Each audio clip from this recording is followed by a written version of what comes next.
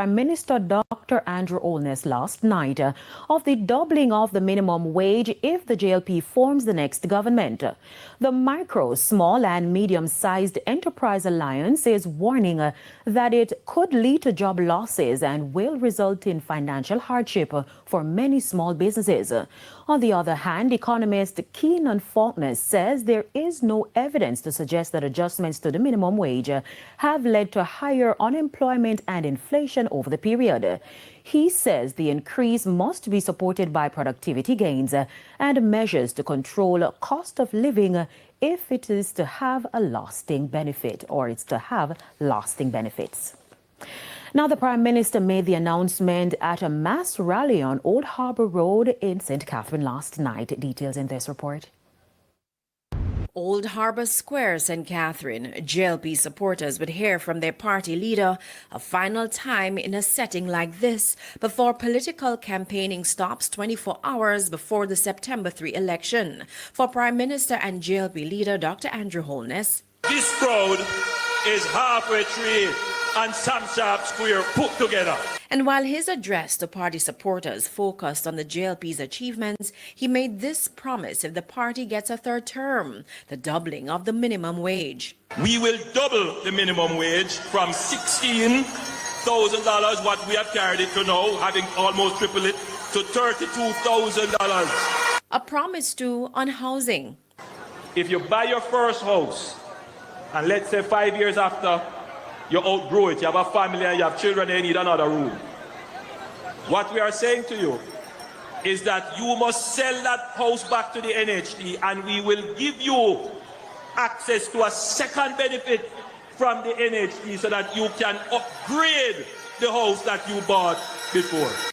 And with 2 days to go before Jamaicans go to the polls, JLP campaign manager Dr. Christopher Tufton made this appeal to the undecided. The election is a tale of two organizations. The PNP that has a legacy of debt, of taxes and failed promises. The JLP that has not raised your taxes, has reduced your debt, has controlled crime and has created jobs over the last 9 years under this Andrew Holness government. He says the JLP's campaign has been focused on the issues, a sentiment shared by JLP Deputy Leader Desmond McKenzie. They talk about blood and fire. We of the Jamaica Labour Party talk about God and prayer because we want to build the country, not to divide Jamaica. We want to build a country to unite the Jamaican people with respect for man and God. Janella Precious, TVJ News. And over in St. James at the Sam Sharp Square, the People's National Party continued to ride high on poll results, showing it has the edge going into the general election. Speaker after speaker, the People's National Party remains confident it will form the next government. For new candidates like Janice Allen, who is vying for the St. James Central seat, she's hoping that the party will sweep Western Jamaica. Comrades, we are marching on to victory with Comrade Mark Golding. We are marching on to victory, the party of Norman Manley, the party of Michael Manley, the party of PJ Pattison, Portia Lucretia Simpson Miller, the party of Peter David Phillips. Tonight, my comrades, we are marching on to victory. The PNP's General Secretary Dr. Dayton Campbell also beaming with confidence. He broke out in song. My journey is almost over. The battle is nearly won. I have a feeling in my heart. The best is yet to come. And for the first time on the political platform since the start of the campaign, former PNP President Dr. Peter Phillips. I am here tonight as the living embodiment of the fact that the People's National Party today is united together and strong and marching forward for progress. He rubbished suggestions that the PNP wrecked the Jamaican economy. It is just not true what you say. The economic stability that now exists in Jamaica was established by the People's National Party.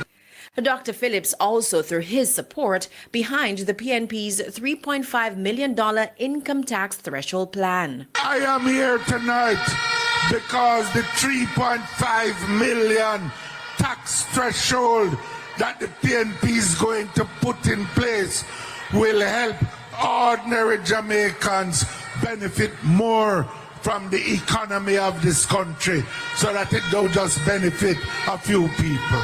And as if speaking to his supporters as Prime Minister, this was PNP President Mark Golding as he closed his speech.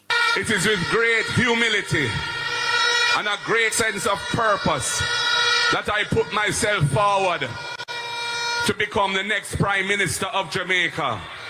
I dedicate myself to serving the people of Jamaica, all of the people of Jamaica, and in particular, those who need the help of a caring government, a People's National Party government that knows about the struggles of the people and that has established itself from 1938 for upliftment of the people. Janella Precious, TVJ News. In the meantime, political commentator Kevin O'Brien Chang said the announcement of an increase in the minimum wage could work in the JLP's favor. Whether that is feasible or not, we have to see. We have to see how it's going to impact the budget and all that. We'll hear the economists. But the concrete promise is 16,000 this year, 18,500 next year, 15% increase, which is doable.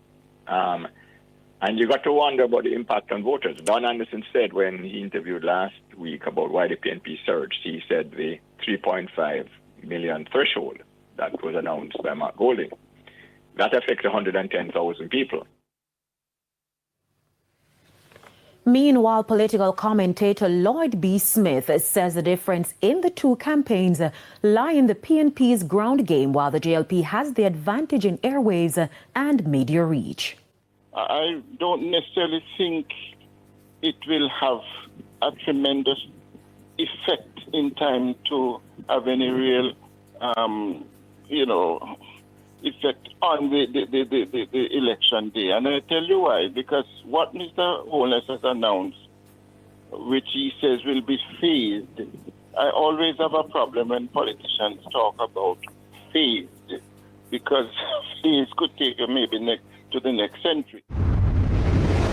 Reactions this afternoon to the government's revised wage agreement offered to teachers. President of the Jamaica Teachers Association, JTA Mark Malava, addressed the issue on TVJ's Smile Jamaica Monday. We are looking forward to continue negotiations. That reaction from President of the Jamaica Teachers Association, Mark Malava, following the government's revision of the wage agreement offered to teachers from 0 to 2% in year one and 2.5% in subsequent years. The government had previously offered 0% in year one and 2.5% over the next 3 years. Where we are now is that the government has indicated a willingness to continue with negotiations, and that's exactly where we are.